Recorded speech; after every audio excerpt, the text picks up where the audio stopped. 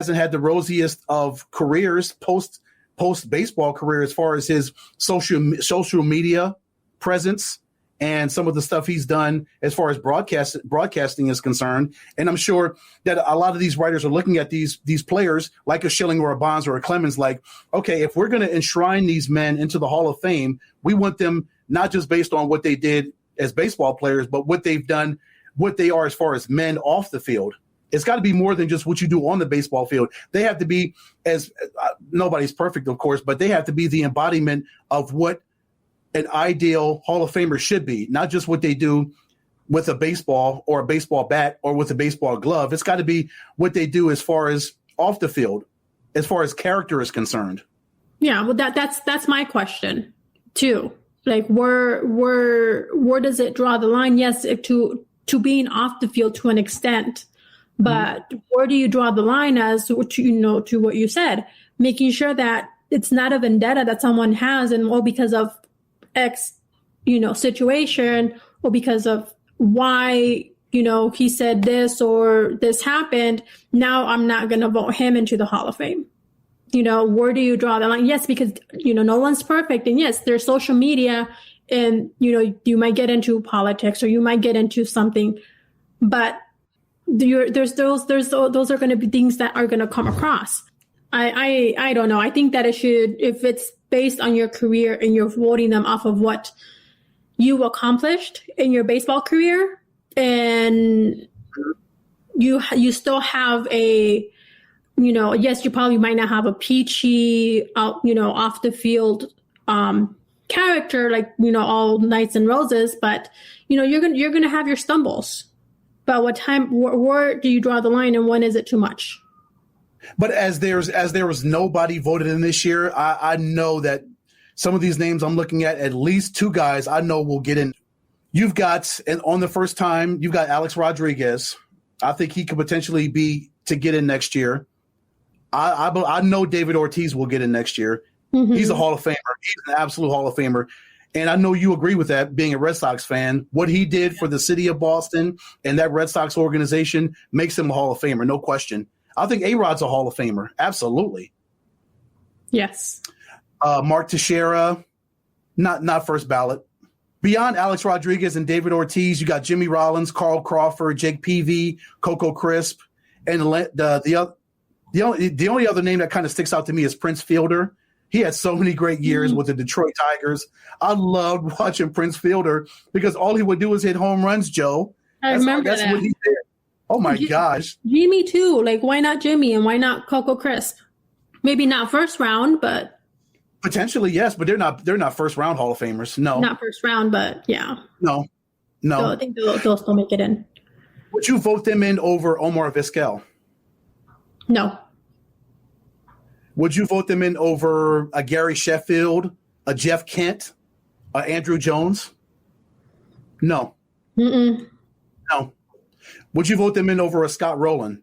Next year will be his fifth time going up for the ballot. No. Nope. No. They had great years. Oh, yeah. Jimmy and Coco had great years, but easy. I wouldn't. Yep. No. I enjoy loving him, and watching him play. Just Jimmy? Jimmy, but also Coco. Oh, yeah. Coco's. Oh, yeah. Just going out there and doing all these crazy things and just sliding and going for the ball. Like, oh, my gosh, dude. So Jimmy's a great guy, too. Yes. Tim Lincecum is on. Tim Lincecum, it'll be his first time being in the ballot for next year. He might get in there. Who knows? That's going to be a close call. He might. Yeah. That's a close call. Juan Uribe, Jonathan Papelbon, AJ Pierzynski. There's a lot of good names there, but I don't think they're first ballot Hall of Famers though. But eventually, possibly. But next year, at least two guys is A-Rod and David Ortiz. I can see those guys going in next year. How could they be denied? Yeah, how can you not? Yes. So do you blame Curt Schilling for asking for his name to be removed from the ballot from next year? No, it depends on what his ulterior motive was. Was this a grandstanding? Was this a ploy to get more attention for his sake or for the sake of him or a Bonds or a Clemens, guys that have been on this thing 9 years and not even coming close to 75%? Was he doing that for them to draw attention to what he thinks is a travesty as far as the voting process is concerned? Or was it more toward me? I want all the attention on me. That's why I'm deciding to drop out of this thing, because I know it'll get major media coverage. Yeah. Who knows what his means were for that, but and possibly Joe, he's tired. He's tired. It's not. He's been up 9 times. Wouldn't you get tired of this after a while? Yeah, because I would say I don't blame him for being up 9 times and not reaching 75%. He just shy. Like, he went from, where was it? I was reading it here a second ago. He jumped from like 40-something% to 71% from one year to another, but still, like, 9 years, and you would think, he would have made it by now, and he's not. And obviously, he's like, "Hey, been in the ballot so many times, and I know what my baseball career was, and it's Hall of Fame, career, and it's taking all this time." Yeah, I would be upset too, and I'll be like, you know what?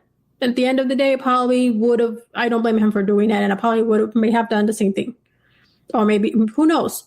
It's unfortunate, because the baseball career that he had, and just being so shy, just so close to that 75, and to just not even attempt at going for it next year, because I think that he would get it next year, but we don't know what are the conditions of these voters who that are taken into consideration to go ahead and vote for these players. So, but talking about Hall of Fame careers and ballot and just amazing players, I just want to go ahead and throw this right in there with Dustin Pedroia. He retired. He announced his retirement. Yes. I was, oh my gosh, heard the news, and he just had a phenomenal, another Red Sox, great career, what he was able to do, and yes, Sun Devil, and accomplish, and I hope he gets in a Hall of Fame material, Ed. Oh yeah. So he spent 14 seasons. MLB seasons. He won 3 World Series rings. So I'm just going to name some of the things here that he was able to accomplish. But he did spend with his entire career with the Red Sox. He got honors for American League MVP. He was a 4-time All-Star, Gold Glove winner, American League Rookie of the Year. Let's see. Just, he, in the 3 rings that he did get, the World Series rings were with also the Boston Red Sox, of course. Yep. So it's his just 140 home runs is just phenomenal. So we can just keep going on down his resume. But 14 years MLB career with one team, Ed. One of my favorites to see play, and a fellow Sun Devil. So yes, I'll be excited the day that he does make it into the Hall of Fame, hopefully sooner rather than later. But hats off to him for sure. All right, so ready to talk some basketball, Ed? Yes. All right, we're coming to a close. So how fast that 2 hours go, right? I know. When there's a lot of great sports to talk about, it just flies by, doesn't it? It sure does. And we're going to go ahead and talk some basketball in this next last part of the show. We have one of the most exciting moments that are also coming just around the corner next month, and all the excitement is building up to it right now in NCAA basketball. So we have March Madness right around the corner, a month away. That's about to happen here. But we also have some undefeated teams out there. One of those is my favorite, my team, the Bulldogs, Gonzaga, undefeated, and Baylor is another team. They're kind of pretty much going, their top teams going at it and seeing who's going to be the last one to go undefeated. There were only 3. I believe there were 5, if my mind serves me correctly, going into this last weekend. So now we're down to 3. So yes. The excitement just continues to build and build. So I have to give it up to these colleges and their programs, because they just seem that each year is just improving and getting better. So I hope one of the things going into March Madness and going into the playoffs, because one of the things sometimes we tend to see, we see these undefeated teams, but once they get into the playoffs, then they get eliminated. Yes, very true. Because things, once you hit that NCAA tournament, just crazy things happen. 16s beat 1s, 15s beat 2. Anything can happen at any given moment, and that's why. Yes, and that's why it's labeled March Madness, because it is absolute madness, and it'll take place in Indianapolis this year. I'm glad that the NCAA was finally able to get this together, Joe, where they could find a host city to actually do this, and they could do this safely to get all 68 teams there, and they'll have regional games in surrounding schools around the Indianapolis, Indiana area, and let's just hope it gets through safely and we get all these games in and we can crown a national championship, a national champion, no matter who it is. And I know you would love for it to be the Gonzaga Bulldogs, of course, as you clap. My silent clap, yeah. But Gonzaga's good. They beat Iowa, Kansas, West Virginia, Auburn, San Francisco, BYU. They didn't have any cakes on their schedule. They played some really good teams this year, Joe. They have, and they still have a little bit of a ways to go. So I'm excited to see. And then just seeing them play, and then you just see the numbers that they put up there. Like they're just blowouts. This last one of the last games that I saw was like over 20. Like they're 20 or 30 30 points. Yeah, they beat Pepperdine just recently, beaten by 22. Pepperdine, yeah. Mm-hmm. So it was like it's like they don't. But the other team doesn't even stand a chance. So I'm excited to see my team, and hopefully they make it through all the way. And they were so close and getting in and going for the championship. They were knocked down. So hopefully this year's the year. Maybe this is their year. Yes. Never know. It could be. Anything can happen. But my team, of course, who I'm going to go for to go undefeated all the way, Gonzaga. Well, who's your team? And do you think any of these will go ahead and make it undefeated?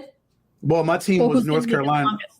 My team were the Tar Heels, the North Carolina Tar Heels, because my family's from North Carolina, and I've always loved North Carolina. Did you know that Ed Smith is a Carolina fan too? He loves the Tar Heels. Yes, he did. Yeah. But this has not been the year for us, and it's weird that Duke's had a down year this year. Those are two of the usual perennials that are always there, but they're having down years. I'd love to, like you, I would love to see Gonzaga. They knocked on the door, like you said, and came close to winning a championship. So maybe they actually blow that door off the hinges this year in Indianapolis, and they crown themselves national champions. That would be a great way to cap a season.